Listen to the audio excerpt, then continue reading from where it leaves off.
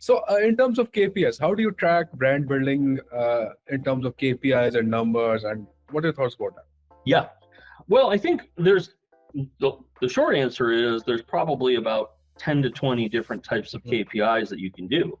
One of the ones, though, that I think is always neglected and is really not used as much as it should be is lifetime value of the customer. Assuming that you're not doing something where it is by nature a short-term thing, let's say, that may require a different type of KPI. But I think many times when I use lifetime value of the customer, it really gets them thinking about what are we bringing in when we have one client. And, so are you really bringing in a couple $1,000s, or if they are staying with you for an average of 3 years, well, gosh, you're bringing in a lot more than that. So I do think lifetime value is a very good thing for them to consider, and I don't think they many times do. I think they think about, okay, this is how much they're paying us for this month, this quarter, this year, but it goes beyond that many times. And the other thing that I think, though, that I like to track is what are they? Are you getting certain reviews? What are the number of reviews? What are the referrals, the recommendations that you get off of certain clients? Because then you can say these clients are different. They are our ambassadors. They are the people who really sing our praises, versus somebody who uses you once and doesn't do anything else.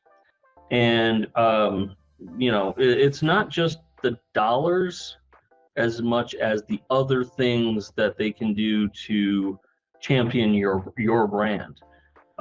So I think that's really something that every company that's consultative should look at and say, we're grateful for the dollars, but when it comes down to it, who is really helping us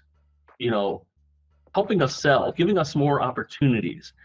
You don't have to necessarily go after all those things by yourself. And if you get some positive introductions, qualified introductions, then I think that really goes a very long way.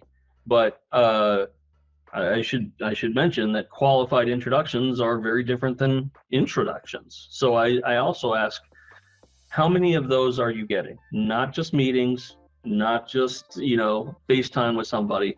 How many qualified introductions and qualified meetings with qualified clients are you taking?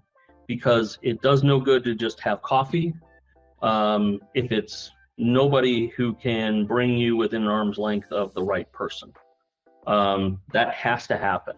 And so I think those qualified areas of where you want to do that and measure that, they're very important, I think, no matter what industry you're in, especially if you're in a service-based industry.